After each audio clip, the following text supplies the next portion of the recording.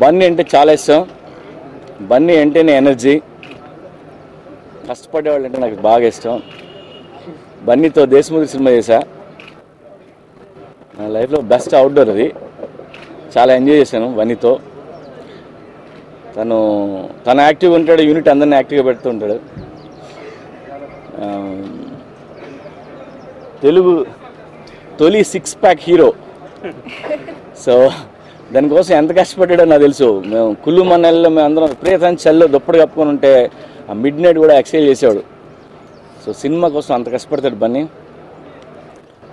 So ఇద్దరు అమ్మాయిలతో ఈ కథ ఒకసారి బన్నీకి చెప్పా. బన్నీ చాలా బాగుందండి, అది అట్టి పెట్టండి అని చెప్పాడు. తర్వాత